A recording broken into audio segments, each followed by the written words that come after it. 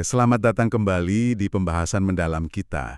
Hari ini nih, kita mau gali sebuah pertanyaan yang, cukup mendasar dan mungkin agak bikin bertanya-tanya ya. Gimana sih sebenarnya kita mempelajari proses penuaan? Dan apa cara kita itu udah bener-bener pas gitu? Terutama buat memahami penuaan yang sehat. Ini pertanyaan penting banget loh. Soalnya ya jawaban dari pertanyaan ini tuh jadi dasar buat banyak saran kesehatan, juga ekspektasi kita soal usia lanjut nanti. Seringnya kita nggak sadar asumsi di balik semua itu. Nah, sumber kita kali ini bab 11, judulnya tentang tikus, kita, dan penuaan. Ini dari buku The Lazarus Strategy, karya Dr. Norman Lazarus. Beliau ini dokter sekaligus ilmuwan yang, udah lama banget fokus memahami penuaan sehat. Dan di bab ini misinya jelas banget, bongkar asumsi yang mungkin keliru dalam riset penuaan, terutama soal ketergantungan kita sama model hewan. Dan yang paling penting, kenapa Dr. Lazarus ngerasa ini vital buat cara Anda ngelihat proses penuaan Anda sendiri. Betul, fokusnya itu di metodologinya. Gimana cara kita dapetin pengetahuan itu? Bukan cuma apa yang kita tahu soal penuaan, tapi bagaimana kita bisa sampai tahu itu. Dan Dr. Lazarus punya argumen kuat nih, kalau metode yang dominan sekarang ini mungkin agak menyesatkan kita. Dan ini nih, poin yang bikin penasaran. Pernah nggak sih Anda kepikiran, kalau banyak dari apa yang kita anggap wajar dalam menua, kayak fungsi tubuh menurun, gampang sakit, itu mungkin sebagian besar dasarnya dari ngamatin tikus lab. Tikus yang hidupnya pasif banget, dikurung, jauh dari kondisi alaminya. Wah, ini premis yang cukup provokatif ya buat kita bedah bareng. Provokatif banget. Ini nantang salah satu pilar utama riset biomedis. Yuk, kita telusuri argumennya. Oke, mari kita mulai deh pembahasannya. Dr. Lazarus itu buka bab 11 dengan nunjukin ada kecenderungan nih di kalangan tenaga kesehatan. Ngelihat penuaan itu sendiri kayak semacam penyakit. Nah, salah satu akarnya, kata beliau, ya ada di cara riset penuaan selama ini dilakuin. Fokus utama kekhawatiran beliau itu penggunaan model hewan, terutama tikus dan mencit. Bisa dijelasin nggak kenapa model ini jadi sorotan? Tentu, penggunaan tikus sama mencit di riset biomedis itu udah biasa banget, puluhan tahun lah. Mereka gampang dikembangbiakin, siklus hidupnya pendek, terus genetiknya juga udah lumayan kita pahami. Mereka ini berjasa banget bantu kita ngerti mekanisme macam-macam penyakit, dari kanker sampai jantung. Nah, disinilah Dr. Lazarus lempar pertanyaan kritis. Apa model yang efektif buat pelajarin penyakit atau patologi, otomatis jadi model yang valid juga buat memahami proses penuaan yang sehat pada manusia. Ini kan dua hal beda ya. Satu fokus ke apa yang salah, satu lagi fokus gimana caranya tetap optimal seiring waktu. Perbedaan yang kelihatannya tipis tapi fundamental ya. Keraguan pertama yang beliau angkat soal ini nyentuh dasar biologis banget. Apa jalur evolusi penuaan tikus sama manusia itu beneran bisa disamain? Beliau nyebut laporan dari Demetrius tahun 2005 yang secara jelas mempertanyakan asumsi ini. Kalau landasan evolusinya aja mungkin beda, ya seberapa jauh kita bisa ambil kesimpulan dari tikus buat manusia dalam konteks penuaan? Itu poin pondasi yang penting banget. Perbedaan jalur evolusi itu bisa berarti ada beda mendasar soal strategi bertahan hidup, alokasi energi, cara perbaikan sel, dan akhirnya ya cara organisme menua. Ngebaikan ini bisa bahaya. Tapi Dr. Lazarus nggak berhenti di situ. Beliau soroti aspek yang mungkin dampaknya lebih kelihatan. Kondisi hidup hewan-hewan model ini di lab. Iya ya, ini bagian yang cukup bikin melek mata sih. Tikus lab itu kan biasanya hidup di kandang yang relatif kecil ya. Sendirian atau kelompok kecil, makanannya selalu ada. Suhu diatur, nggak ada predator. Aktivitas fisiknya minim banget. Nah, persis. Dr. Lazarus bikin analogi yang lumayan kena. Bayangin aja manusia yang seumur hidupnya cuma duduk di sofa, nonton TV, makanannya dianterin. Praktis, nggak ada tantangan fisik. Kontrasnya kan jauh banget kalau dibandingin sama tikus liar di alamnya, yang mesti aktif cari makan, hindarin pemangsa, jelajah kemana-mana, bisa lari berkilo-kilo tiap hari. Kondisi lab ini tuh kondisi yang artifisial banget, dan bikin gak aktif. Terus apa dong implikasinya ke data riset penuaan yang didapat dari tikus-tikus lab ini? Implikasinya gede. Menurut Dr. Lazarus, data fisiologis yang kita dapat dari tikus yang hidupnya diem aja ini, kemungkinan besar nggak mencerminkan potensi penuaan sehat dari spesies itu. Malah sebaliknya, data itu lebih mungkin nunjukin kondisi patologis atau prapatologis gara-gara kurang gerak kronis. Ini mirip konsep nggak sakit tapi nggak sehat yang pernah dibahas di bagian lain bukunya. Kondisi di mana belum ada diagnosis penyakit, tapi fungsi tubuh udah turun gara-gara gaya hidup. Jadi, bisa jadi kita ini lagi mempelajari akibat dari nggak aktif, terus secara keliru kita cap itu sebagai penuaan normal. Wah, jadi masuk akal ya. Kita pelajari hewan dalam kondisi nggak sehat, karena dipaksa gaya hidupnya begitu. Terus kita simpulkan itu gambaran penuaan. Nah, bab 11 juga nyorot contoh spesifik nih, pembatasan kalori. Ini kan sering banget disebut-sebut sebagai cara potensial buat panjang umur. Gimana Dr. Lazarus bahas ini dalam konteks model hewan tadi? Ini contoh yang menarik banget buat lihat potensi beda respons antara tikus sama manusia. Ada riset klasik, salah satunya dari tahun 1991 yang Dr. Lazarus rujuk. Itu nunjukin kalau ngurangin kalori tikus sekitar 25-40% bisa secara signifikan menjanggingin umur mereka. Temuan ini ngaruh banget dan bikin banyak harapan serupa buat manusia. Tapi gimana kenyataannya di manusia? Udah terbukti juga. Nah, disinilah keraguan muncul. Dr. Lazarus ngutip studi Kaleri oleh Rafusin dan kawan-kawan tahun 2015. Ini studi penting soalnya dilakuin ke manusia selama 2 tahun dengan batasan kalori yang lebih moderat, sekitar 12,5%. Hasilnya emang nunjukin beberapa perbaikan penanda metabolik sama penurunan berat badan, ya positif sih. Tapi kaitan langsung ke perpanjangan usia harapan hidup di manusia itu masih spekulatif sifatnya. Belum terbukti sekuat di tikus lab. Dan yang bikin tambah rumit, kayak yang disinggung juga di bab ini, fakta bahwa usia harapan hidup manusia di banyak negara kan naik terus ya selama abad terakhir ini. Padahal, kalau kita jujur aja nih, gaya hidup sebagian besar orang modern justru cenderung kurang aktif. Pola makannya juga jauh dari ideal kalau dibanding standar sehat. Ini kayaknya berlawanan ya sama temuan drastis di tikus yang dibatasi kalorinya itu. Tepat. Kontradiksi ini malah makin nguatin argumen Dr. Lazarus kalau respons terhadap intervensi biologis mendasar kayak pembatasan kalori aja bisa nunjukin beda signifikan antara tikus lab sama manusia di kondisi nyata, gimana dengan mekanisme penuaan yang lebih kompleks? Seberapa besar sih kita bisa percaya model tikus ini buat prediksi atau jelasin penuaan sehat pada manusia secara akurat? Keraguan ini bukan buat nolak semua riset hewan ya, tapi spesifik buat konteks ekstrapolasi langsung untuk penuaan sehat manusia. Tapi biar seimbang nih, Dr. Lazarus juga nggak nutup mata kan sama temuan positif dari riset hewan? Ada disebut soal olahraga juga ya? Betul, beliau cukup fair di sini. Beliau merujuk riset dari Kotman and Engesar Cesar tahun 2002.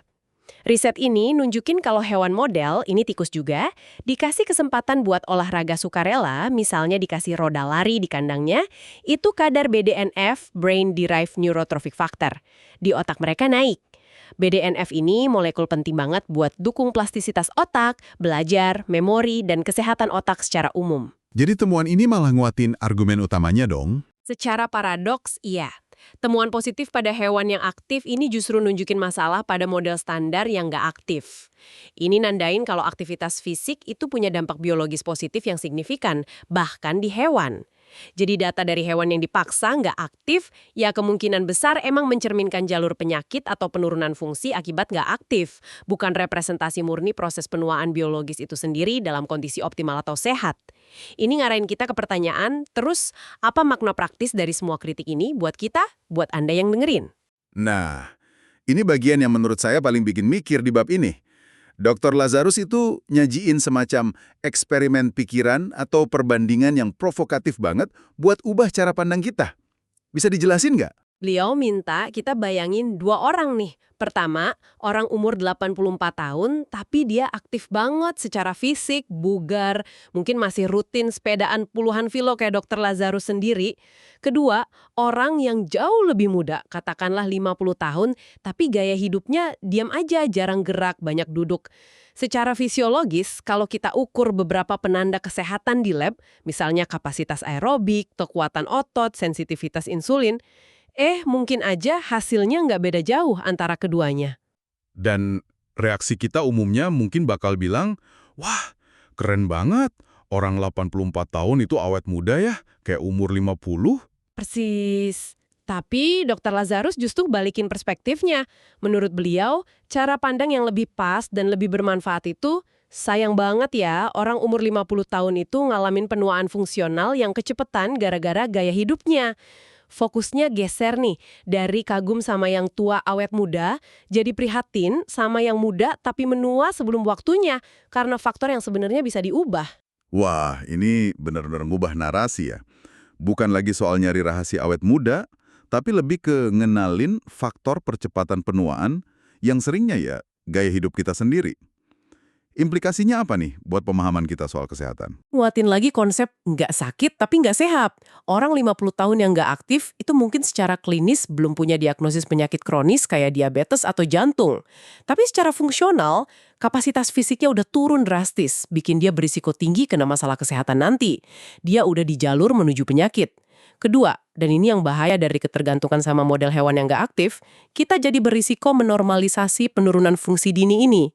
Kita mungkin secara nggak sadar nurunin ekspektasi kita soal apa yang mungkin dan seharusnya bisa kita capai di umur 50, 60, 70, dan seterusnya, cuma gara-gara model riset kita didominasi subjek, tikus, yang kondisinya emang jelek akibat nggak aktif. Kita jadi nerima penurunan itu sebagai takdir penuaan aja, bukan akibat pilihan gaya hidup. Dr. Lazarus juga nyinggung dimensi lain yang seringnya absen total di model hewan, aspek mental sama sosial dari penuaan manusia. Ini juga poin penting kan ya? Penting banget. Manusia kan makhluk biopsikososial. Proses penuaan kita tuh nggak cuma soal perubahan fisik. Apa tikus di lab ngalamin kekhawatiran soal duit di hari tua? Apa mereka ngerencanain pensiun? Apa mereka ngerasain kepuasan ngelihat hidupnya ke belakang? Atau malah penyesalan? Apa dinamika hubungan sosial mereka berubah kompleks seiring usia? Ya tentu aja enggak. Atau setidaknya enggak dengan cara yang bisa kita pahami atau ukur secara relevan. Ketergantungan semua model yang cuma bisa nangkap aspek biologis, itu pun mungkin bias ya karena kondisi hidupnya. Artinya kita ngabaikan sebagian besar dari pengalaman penuaan manusia yang sesungguhnya. Hewan dalam studi penuaan? Kesimpulannya cukup tegas dan jelas. Mamalia yang hidup dikurung dalam kondisi nggak aktif secara fisik itu adalah model yang secara fundamental kurang pas buat mempelajari proses penuaan yang sehat pada manusia. Riset yang dominan pakai model kayak gini cenderung ngasilin data yang bias ke arah patologi atau jalur penyakit yang dipicu oleh inaktivitas. Akibatnya, ini secara nggak sengaja tapi signifikan malah nguatin paradigma atau pandangan kalau penuaan itu sendiri ya emang proses penurunan dan penyakit, bukannya proses alami yang hasilnya sangat dipengaruhi sama gimana kita ngejalanin hidup.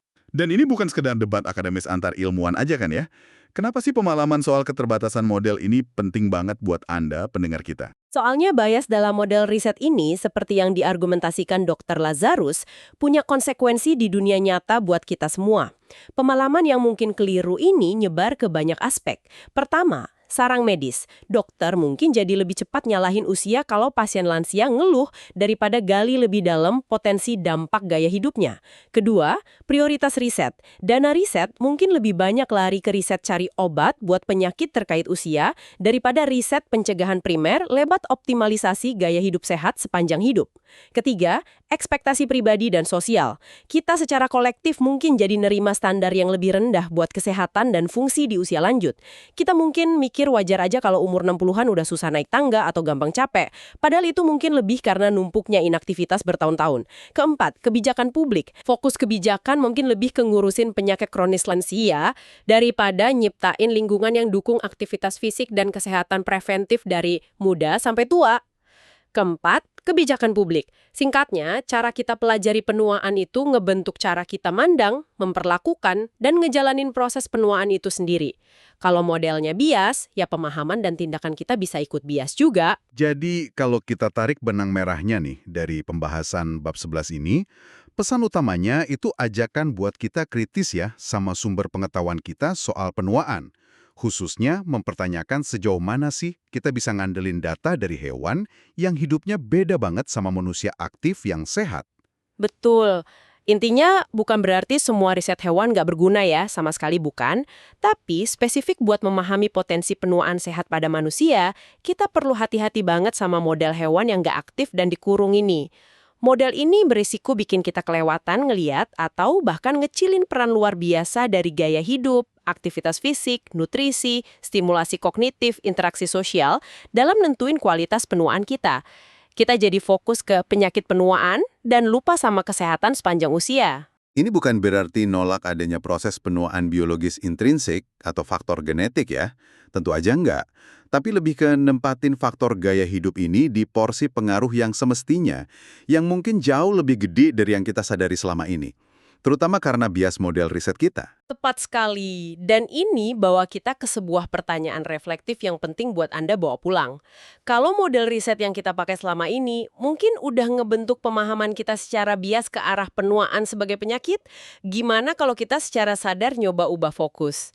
Gimana kalau kita mulai ngurangin ketergantungan sama model hewan yang nggak aktif ini, dan sebaliknya alokasiin lebih banyak sumber daya buat pelajarin secara mendalam populasi manusia yang beragam dari berbagai etnis, budaya, latar belakang sosioekonomi, dan yang penting, dengan berbagai tingkat aktivitas fisik dan gaya hidup, terutama mereka yang berhasil menua dengan sangat baik, tetap sehat dan fungsional sampai usia lanjut. Kira-kira apa ya yang bakal kita temuin kalau pergeseran fokus riset itu terjadi? Mungkin kita bakal dapat gambaran yang jauh lebih kaya, lebih akurat, dan lebih optimis ya soal potensi sejati penuaan manusia. Mungkin kita bakal nemuin lebih banyak strategi praktis buat menua dengan baik, yang asalnya dari observasi manusia nyata, bukan dari kesimpulan tikus di kandang. Sangat mungkin. Ini bisa memicu pergeseran paradigma yang fundamental dalam kedokteran geriatri dan kesehatan masyarakat. Dari pendekatan yang reaktif, ngobatin penyakit lansia, jadi pendekatan yang proaktif dan preventif, memelihara fungsi dan kesehatan optimal sepanjang hidup. Sebuah perubahan cara pandang yang bisa memberdayakan kita semua buat ngejalanin proses penuaan dengan lebih baik. Terima kasih sudah menyimak pembahasan mendalam kita kali ini, mengupas perspektif kritis Dr. Norman Lazarus dari bab 11 bukunya, The Lazarus Strategy. Semoga ini ngasih Anda kacamata baru ya buat ngelihat proses penuaan dan yang lebih penting, potensi Anda sendiri dalam ngejalaninnya. Sampai jumpa di kesempatan berikutnya.